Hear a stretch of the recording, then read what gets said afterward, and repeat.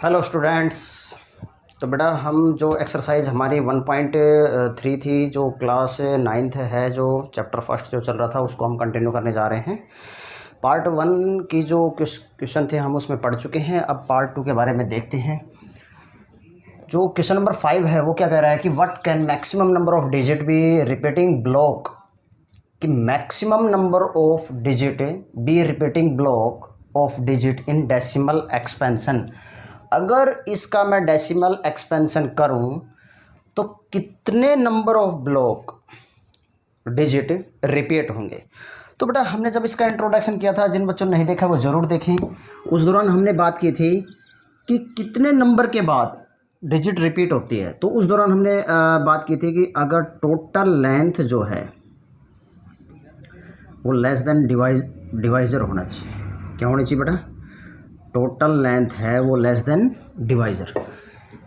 तो अगर क्वोशेंट के जो नंबर ऑफ क्वोशेंट होंगे, मतलब पॉइंट के बाद जितनी भी उसके टोटल लेंथ होगी वो डिवाइज़र जो होगा उससे कम। तो यहाँ पे जो डिवाइज़र है वो 17 है, तो 17 से कम 16 नंबर होगा। ठीक है, मेरा कहने का मतलब ये है। तो इसको हम प्रैक्टिकली समझते हैं कि एक्चुअल में होता क्या है। देखो, अब 1 है, 17 मेरे पास डिवाइज़र है 0 0 पॉइंट, फिर 0 0, 85 हो गया। हमें 16 नंबर के बाद डिवाइड ये दोबारा रिपीट करेगा 5 0, 136 हो गया बेटा। 17 को 8 से मल्टीप्लाई करूँगा, 17 और 8 से 4 1 फिर 0। अब देखो बेटा, पॉइंट के बाद 0 पे गया है, 85 हो गया, कितना बचा 15, फिर एक 0 लगाया, उस 136 हो गया। यहाँ से 4 आ गया, 4 में से 3 को सब्ट्रैक्ट करेंगे 1 आ गया। अब 17 की टेबल फिर कितने तक पढ़ेंगे 140 तक। ठीक है, 17 8 136, फिर 8 पे जाएगा बेटा, 4 आ गया 0, फिर कितने पे जाएगा 2 पे जाएगा 34, ये आएगा 6 आएगा, फिर 0 3 आएगा, 51 आ गया, 9 आ गया, 0 85, 85 आ गया, 5 0 34 आ गया।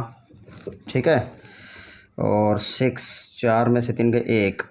ठीक है, तो अब ये फिर नहीं जा रहा, एक 0 लगाई, 153, 10 में से 3 गए 7, और फिर 0, 17 चौक 68, 2 2 0। ठीक है, फिर उसके बाद 17 1 17 हो गए बेटा, 3 0, फिर 17 1 17 हो गए, 3 फिर 0 लगी,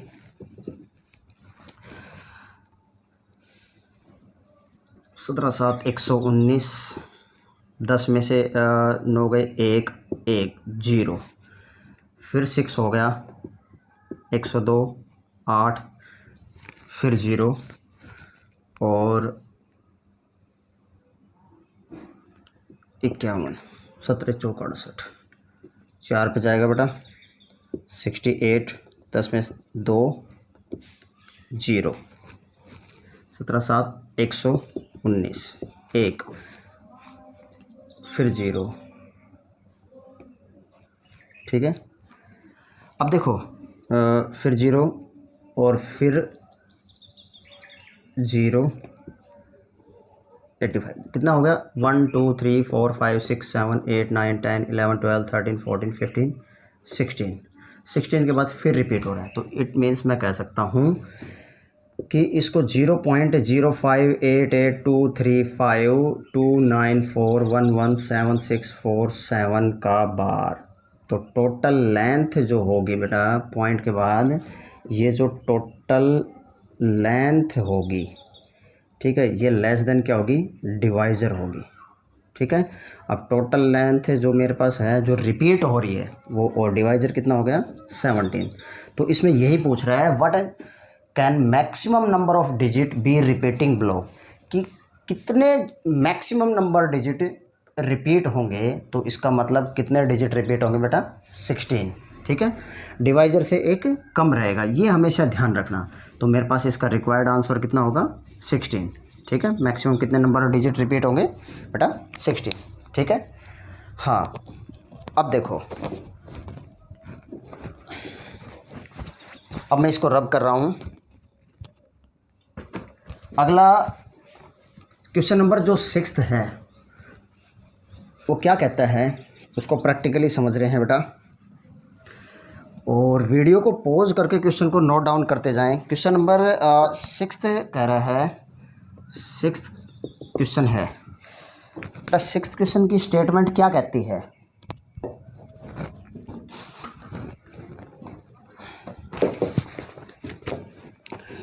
जो 6th क्वेश्चन है उसकी स्टेटमेंट कह रही है कि look at several example of rational number, कि एक look at example of rational number, कुछ रैशनल नंबर है उसके एग्जाम्पल लिखो। Rational number means P upon Q form, but Q not equal to 0 हो। P and Q are integer with no common factor. अब ये कह रहा है कि P एंड Q ये क्या होंगे बेटा, इंटीजर होंगे। ठीक है, with no common factor, no common factor of P and Q, किसके, P एंड Q के अदर देन 1, अदर देन 1। ठीक है, अभी कह रहा है कि जो P और Q के जो कॉमन फैक्टर हैं वो उनके बीच में केवल एक 1 जो है, जो मेरे पास एलिमेंट है 1, वो ही कॉमन फैक्टर होगा, हैविंग टर्मिनल। और क्या होंगे ये टर्मिनल, अब इसने एक बात और कह दी बेटा, कुछ कंडीशन कह रहे हैं, हैविंग टर्मिनल डेसिमल एक्सपेंशन। अब देखो, अब हम कोई भी P अपॉन Q फॉर्म में ले सकते हैं, और can you gas what property Q must satisfy. अब ये कह रहा है कि गैस करो कि कौन सी जो प्रॉपर्टी है Q की वो सेटिस्फाई करेगी। तो कुछ एग्जांपल लेते हैं और उसको प्रैक्टिकली समझते हैं। अब देखो, मैं कुछ प्रैक्टिकली एग्जांपल ले आऊँ। अब हमने एग्जांपल लिए, सपोज करो मैं 1/4 ले लेता हूँ।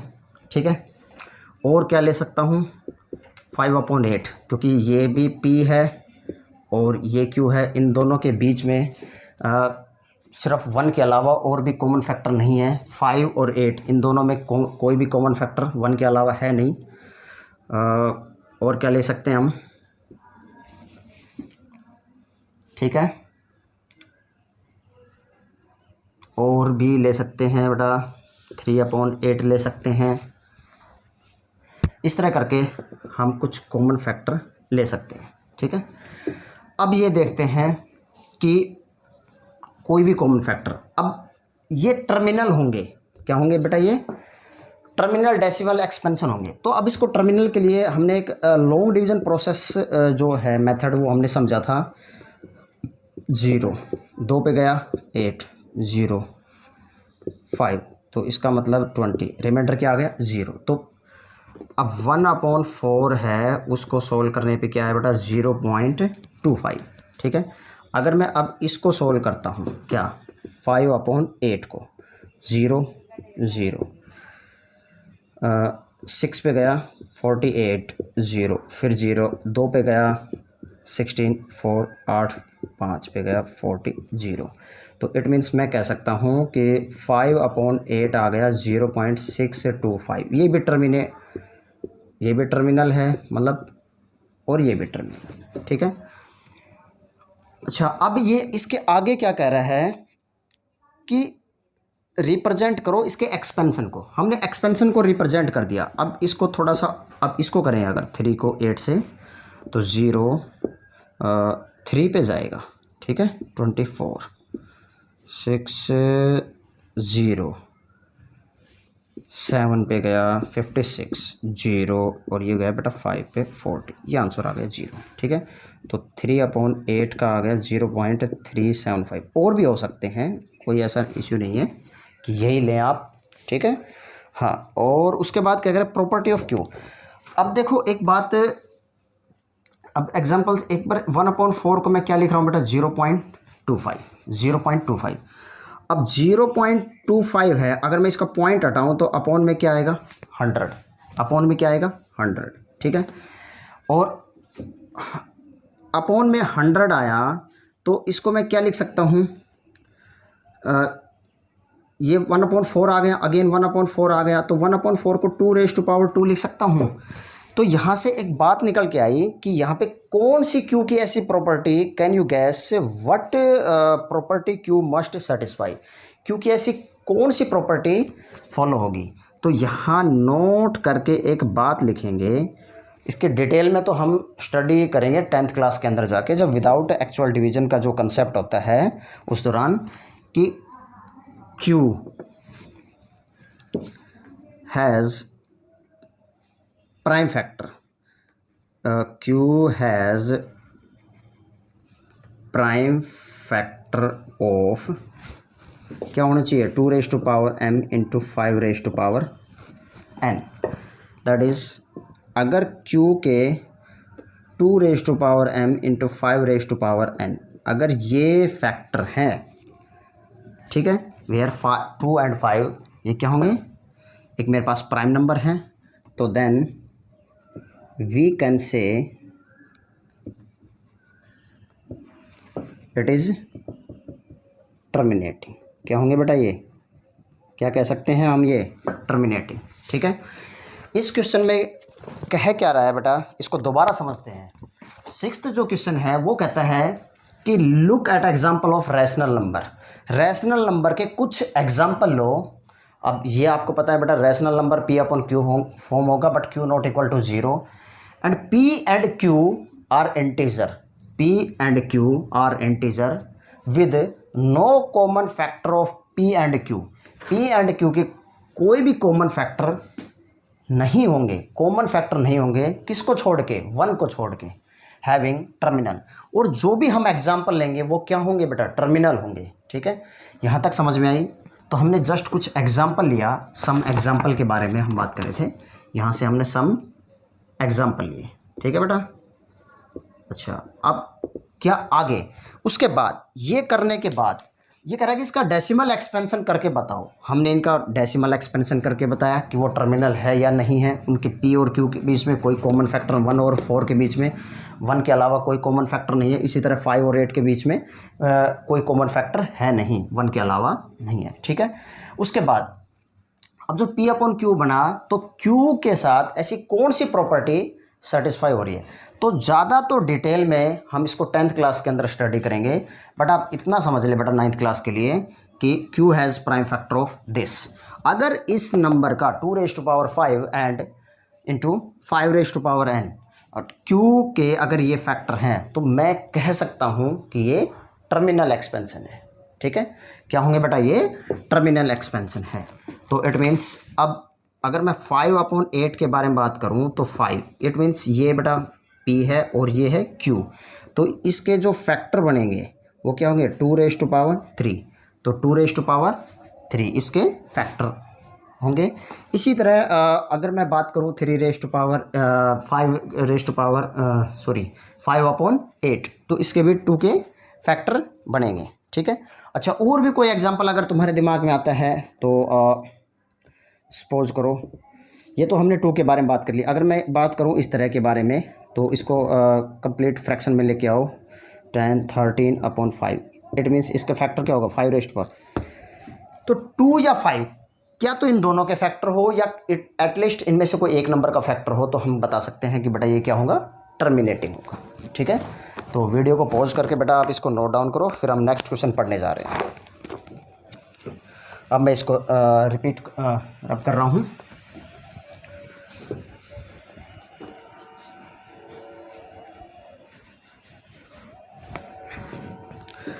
चलो, अब क्या कहता है 7th question, write 3 numbers whose decimal expansion,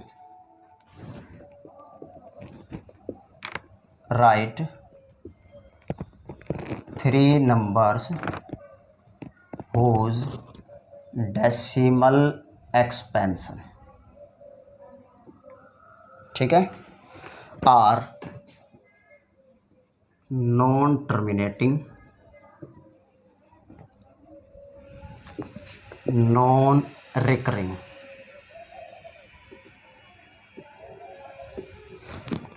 ठीक है। अब ये देखो, हम इसको पढ़ने जा रहे हैं बेटा। क्या कह रहा है, ये कह रहा है कि कोई 3 एग्जाम्पल लो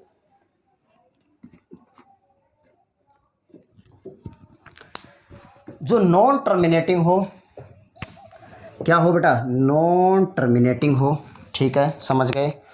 और उसके साथ नॉन रिकरिंग हो। अब जो हमने इंट्रोडक्शन का जो कंसेप्ट समझाया था उसमें रिकरिंग नॉन रिकरिंग के बारे में हमने बात की थी। तो बेटा उसमें मैंने आप लोगों को बताया था रिकरिंग का मतलब एक पर्टिकुलर पीरियड के बाद वो डिजिट रिपीट हो रही है, पर्टिकुलर पीरियड के बाद वो डिजिट रिपीट हो रही है। रिकरिंग का प्रोसेस अगर हम बात करें रिकरिंग के बारे में, तो पर्टिकुलर पीरियड के बाद वो डिजिट रिपीट हो रही है। और जिन बच्चों ने इसका इंट्रोडक्शन नहीं देखा है बेटा, वो देखिए, उसमें बहुत कुछ हमने डिस्कस किया था। तो रिकरिंग का मतलब जैसे मैं 6 बार, तो एक सेम डिजिट, इट मीन्स ये सेम डिजिट जो है ये रिपीट हो रही है, ठीक है। तो अब नॉन टर्मिनेटिंग हो और नॉन रिकरिंग हो, कहने का मतलब ये है कि वो सेम डिजिट रिपीट ना हो, कुछ और हो। उससे हमें क्या मतलब है, तो हम अपनी तरफ से कोई भी एग्जांपल ले। सपोज करो मैं ले रहा हूँ 0.01 0.1 ले लिया मैंने, फिर 0100 ले लिया, ठीक है, 01000 ले लिया। अब देखो यहाँ तो यहाँ पॉइंट के बाद ये तो 01 हो गया, फिर 01 ये हो गया, इस तरह 30 हो गई, ये कुछ भी लिख सकते हैं बेटा इसमें 40। ये सेम डिजिट रिपीट नहीं हो रही तो नॉन रिकरिंग हो गया, ठीक है, नॉन टर्मिनेटिंग हो गया। एक एग्जांपल ये हो गया। सेकंड एग्जांपल इस तरह कोई और भी ले सकते हैं, 0.02 0.00 इस तरह करके कुछ भी एग्जांपल हम लिख सकते हैं बेटा। तो यहाँ 7 का लिख दें, 8 का लिख दो, कुछ भी लिख सकते हो, ठीक है। 0.070 0.700 4 टाइम्स 0, ये हम इस तरह लिख सकते हैं, ठीक है। तो कोई भी हम जो है हम इसका एग्जांपल बेटा हम लिख सकते हैं कि जो मेरे पास, बस ये ध्यान रखें कि जो कंडीशन है वो नॉन टर्मिनेटिंग हो एंड नॉन रिकरिंग हो। हम उसके बेस पे हम अपनी तरफ से कोई भी एग्जांपल, क्वेश्चन की जो स्टेटमेंट है उसको ढंग से समझें कि वो एक्चुअल में कह क्या रहा है, ठीक है। क्योंकि हमने इंट्रोडक्शन पार्ट में बेटा हमने सब चीज़ कवर की थी, तो उसका इंट्रोडक्शन पार्ट को मुझे ऐसा लगता है कि वो ज़रूर देखना चाहिए आप लोगों को, क्योंकि उसमें बहुत कुछ बातें हमने जो बातचीत ऐसी की थी जो हमारी एक्सरसाइज से रिलेटेड थी, ठीक है। हाँ,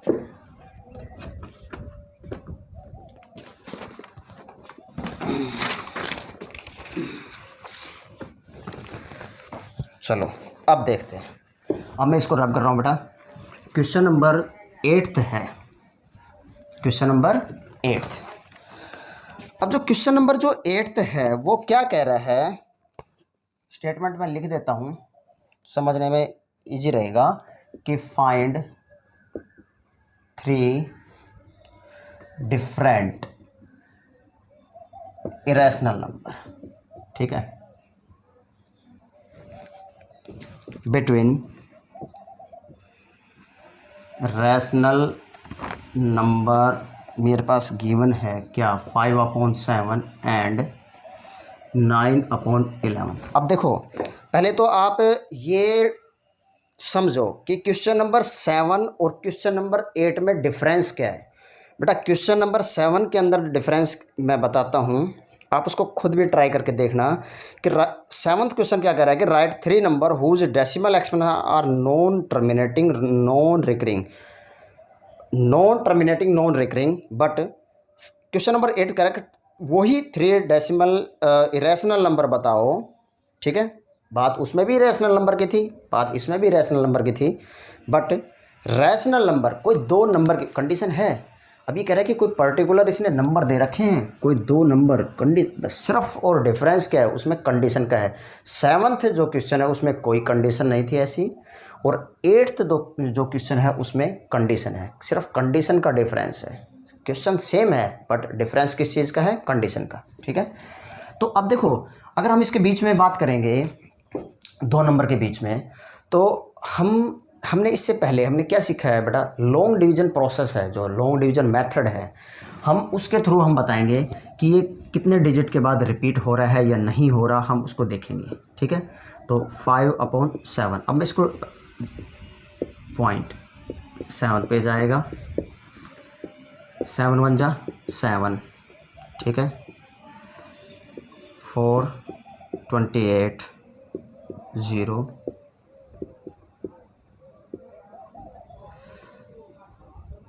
56। ठीक है, 4 0 5 35 0 49 1 यहाँ पे रिमाइंडर आया था और 1 यहाँ पे, ये भी रिमाइंडर था यहाँ पे। ठीक है, और ये भी रिमाइंडर है यहाँ पे। इतने टर्म के बाद अगेन रिपीट हो रहा है, तो मैं कह सकता हूँ कि 5/7 इज इक्वल टू 0.714285 बार।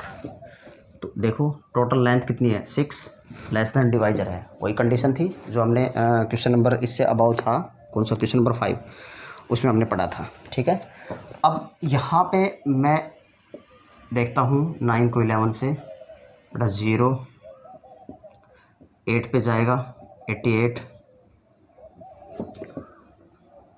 11 9 0 88। ठीक है, सेम वही आ रहा है, तो मैं कह सकता हूँ क्या कि बेटा 9/11 इज इक्वल टू 0.8 बार का बार।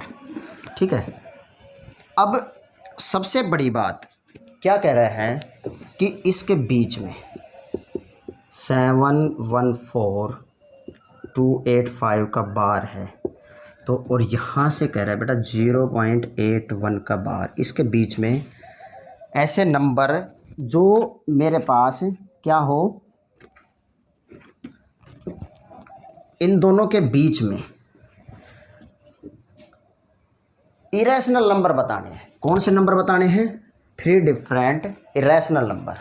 तो देखो इरेशनल नंबर, इसमें कंडीशन तो ये कह दी थी कि इसके बीच में बताओ, बट हम यहाँ पे इसने ये नहीं कह रखी कि भाई रिपीट हो या सेम नंबर रिपीट हो, कुछ भी हो इस तरह की। तो हम ऐसे ही कुछ एग्जांपल ले सकते हैं, जैसे 350 ना सॉरी 0.750 7500 एंड 75000 ... ये ले सकते हैं इन दोनों के बीच में, क्योंकि यहाँ पे 71 है 71 है और ये 75 है, तो इसके बीच में ये रिपीट कर रहे हैं। ठीक है, अच्छा उसके बाद हम इसको क्या ले सकते हैं बेटा, 0.76 ले लेंगे, 7600 7640 इस तरह हो गया, और हो गया 0.80 080 3 टाइम्स 0 08 4 टाइम्स 0, ये इस तरह करके, तो ये सारे इसके बीच में रिपीट होंगे। तो मेरे पास रिक्वायर्ड आंसर ये होगा।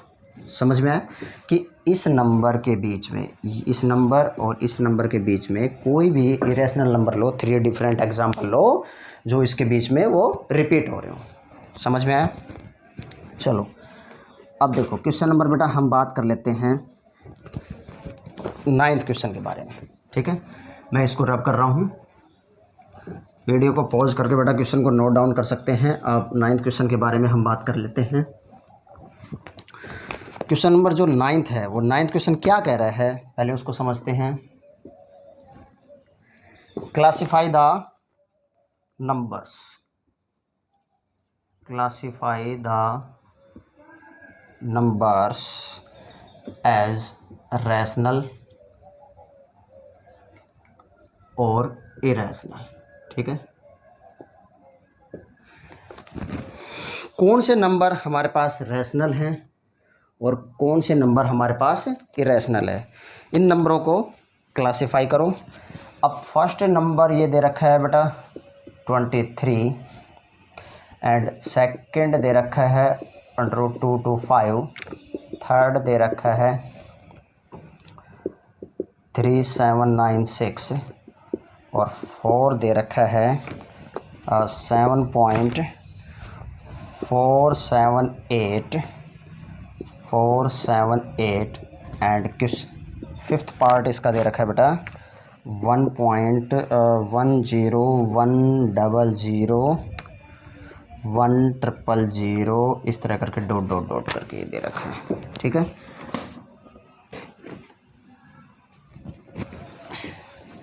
अब ये देखते हैं इसका फर्स्ट पार्ट। अब इस नंबर को अगर मैं सोल्व करूं तो बेटा मेरे पास क्या आएगा, अगर हम इसको 23 पॉइंट के बाद 0 0 लगाएंगे, हम इसको 8th क्लास के अंदर हम पढ़ते थे ऐसा, पीछे से पेयर बनाएंगे। 4 4 जा 16 पे गया, 7 पॉइंट आ गया, फिर 0 आ गया, 8 की टेबल 70 तक पढ़ेंगे तो 8 पे जाएगा। ठीक है, 8 7 पे जाएगा, कितने पे जाएगा बेटा ये 7 पे जाएगा। ठीक है, फिर उसके बाद 7 7 9 4 60 609। ठीक है, ये गया 10 में 1 और 9, फिर अगेन 0 पे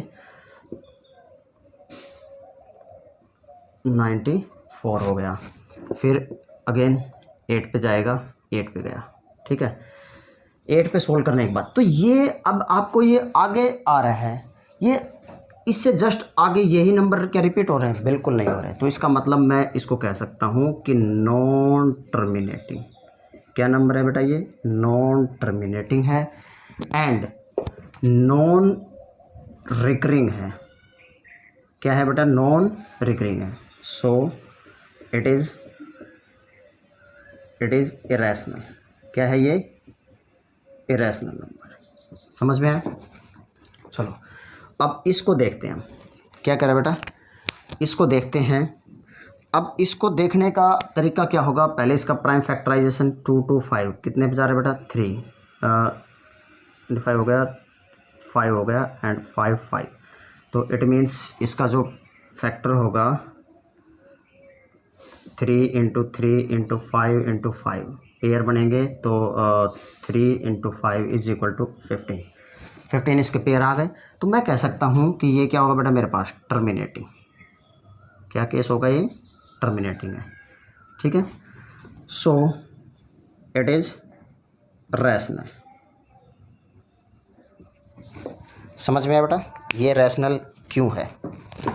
अच्छा अब देखो ये भी क्या है, टर्मिनेटिंग है। और क्यों टर्मिनेटिंग है, क्यों टर्मिनेटिंग है कि 0.3796 पॉइंट के बाद 1 के बाद कितनी 0 आ रही है 4। अब इसके अगर मैं इसको अगर थोड़ी देर के लिए P/Q फॉर्म, अभी हमने जस्ट एक फैक्टर समझा था बेटा Q का, Q के फैक्टर। अब इस Q के जो फैक्टर हैं वो क्या तो 2m होगा, 5n होगा, इसमें से फैक्टर होंगे। तो मैं कह सकता हूँ कि बेटा ये क्या होगा, टर्मिनेटिंग। टर्मिनेटिंग है, सो इट इज़ रैशनल। क्या हो गया बेटा ये रैशनल। इतनी बात समझ में आ गई? ठीक है, अब इसको मैं क्या लिख सकता हूँ बेटा 7.478। अब देखो ये नॉन टर्मिनेटिंग है क्योंकि सेम डिजिट रिपीट हो रही है, तो मैं कह सकता हूँ इसको नॉन टर्मिनेटिंग है। टर्मिनेटिंग तो है, ठीक है, बट क्या होगा बेटा, ये रैशनल होगा, ठीक है। बट क्या होगा, ये रैशनल होगा। अब इसको देखते हैं। नॉन रिपीट हो गया, ठीक है, और नॉन टर्मिनेटिंग है। Non repeat and non terminating, ये भी कह सकते हैं नॉन रिकरिंग है, ठीक है ना। नॉन रिपीट या फिर नॉन रिकरिंग हो गया तो सो इट इज़ इरेशनल। क्या होगा बेटा, ये इरेशनल, ठीक है। तो बेटा हमने इस जो एक्सरसाइज हम लेके चले थे, एक्सरसाइज 1.3 9th क्लास की, हमने प्रत्येक क्वेश्चन का हमने डिटेल से उसको स्टडी किया है और एक एक जो क्वेश्चन है हमने उसको बारीकी से उसको समझा है कि एक्चुअल में क्वेश्चन कहना क्या चाह रहा है, ठीक है। बहुत ही इंटरेस्टिंग जो एक्सरसाइज रही है ये, तो उसको बेटा ध्यान से करके देखें। इस एक्सरसाइज में जो भी हमने बात सीखी है वो बेटा कहीं ना कहीं आगे हमारे जो फर्दर क्लास है उसके लिए बहुत ही ज़्यादा इम्पोर्टेंट रहेगी, ठीक है। तो अब नेक्स्ट जो वीडियो है उसमें हम एक्सरसाइज 1.4 है जो हमारी उसके बारे में हम उसका इंट्रोडक्शन पढ़ेंगे। उसका जो डायग्राम है, अक्सर बच्चों को उसमें प्रॉब्लम क्या होती है कि उसका डायग्राम किस तरह बनाएं, तो उसको डायग्राम बनाने में बड़ी प्रॉब्लम होती है। हम बिल्कुल ईजी स्टेप टू स्टेप समझेंगे उसमें कि डायग्राम एक्चुअल में क्या होता है, ठीक है। तो बेटा वीडियो को ज़्यादा से ज़्यादा लाइक सब्सक्राइब शेयर ज़रूर करें, कहने की ज़रूरत नहीं पड़नी चाहिए। Thank you.